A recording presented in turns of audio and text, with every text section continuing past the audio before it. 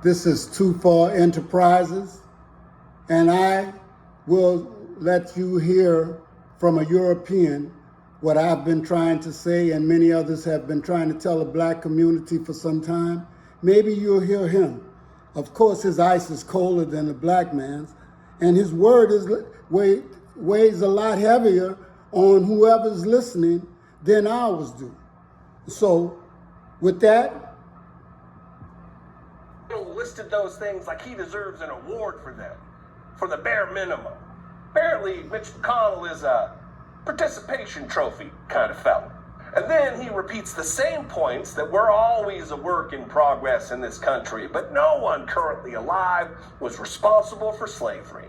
And while that is true, there isn't a single soul alive who's responsible for implementing or participating in slavery.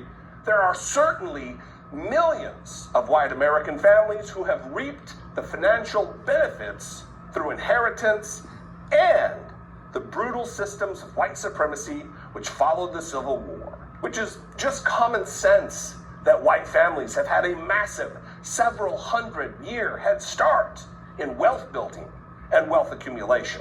Because as it stands, the median net worth of whites remains nearly 10 times the size of blacks. And nearly 1 in 5 black families have zero or negative net worth, which is twice the rate of white families. This is about an opportunity to save money and to grow wealth and to build something enough to leave to a future generation in order that they can compound upon what was left to them and hopefully continue an intergenerational cycle.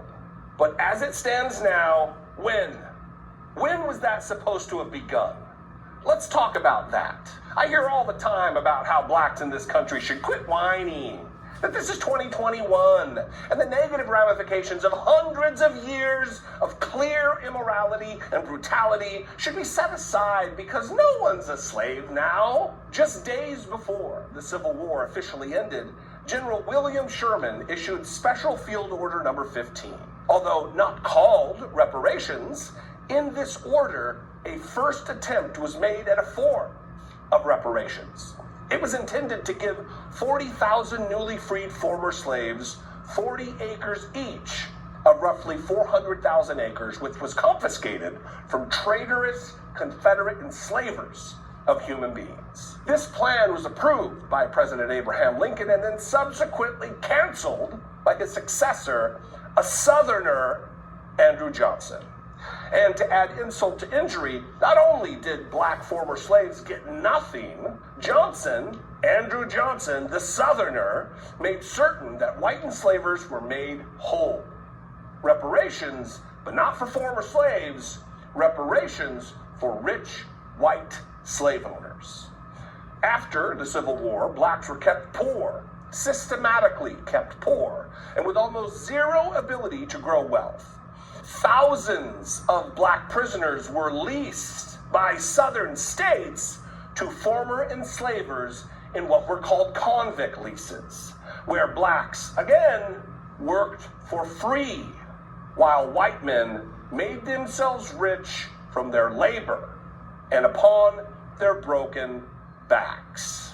There was also sharecropping, which grossly exploited the black work ethic while allowing the former enslavers to maintain their power and to continue, do you see a theme here, continue to grow their wealth. And again, ultimately, pass it on to future generations of their white descendants. Of course, during this entire time, there were Jim Crow laws in place all over the South, which made it illegal for black Americans to occupy the same space as whites. Hospitals, bathrooms, public buildings, elevators, phone booths, restaurants, water fountains, everything white, which was everything, was off limits for black Americans.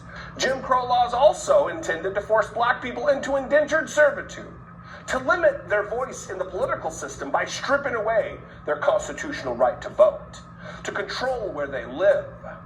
It was the American legal system explicitly designed for oppressing them. And listen, much like today, after the Civil War, when dudes got out of the military, they gravitated to jobs within the legal system. Many former Confederate soldiers took jobs as police and even judges to make certain that there was no justice at any level for black citizens. And thousands upon thousands upon thousands of black Americans who found themselves in the crosshairs of those enforcing these Jim Crow laws were met with violence and death through lynching. Again, much like today. And the few black communities that were able to band together and prosper, accumulating wealth, were violently targeted by white men and destroyed. An example of this would be what took place in the early 20s in Tulsa, Oklahoma's Greenwood district, better known as Black Wall Street. It wasn't just Jim Crow, though.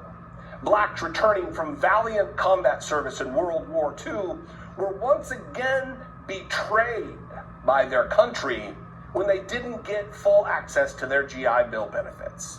Whites got them, whites benefited, whites were fully able to take part in wealth building programs offered through the New Deal, but not their black fellow veterans. And when someone was able to scrape together enough money to buy a home, they were precluded from doing so because of calculated discriminatory housing practices called redlining.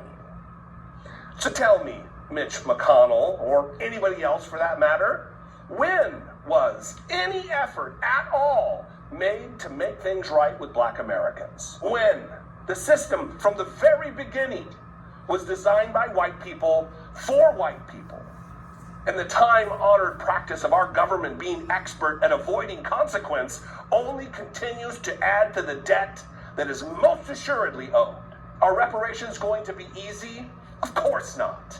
But what thing of great value and great impact has ever come easy? It is time for white Americans to take a second look at the history of our country. America wasn't a different nation in our past.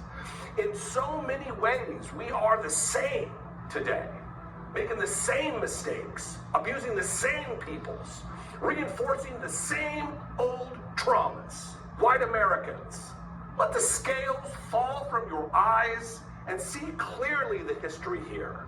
No, you're not personally responsible for what took place 150 years ago, or 75 or 50, but it is likely that you have benefited in some way from a system that was designed to benefit you while specifically excluding others. Again, this isn't about not letting go of the past or hating America, because I believe... Okay, this is Dolman's advocacy for reparations for the black community. And it is a breath of fresh air. But Dr. Clark, Henry Clark, said we have no friends.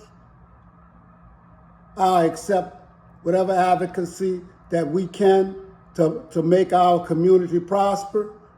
And one of the things I want you to understand is that today, when I looked on social media and I saw where Steve Harvey talked about voting and not receiving reparations, or they don't want it, or anyone sits down here or at their table and says, I don't want reparations for black people, something's wrong with them, okay?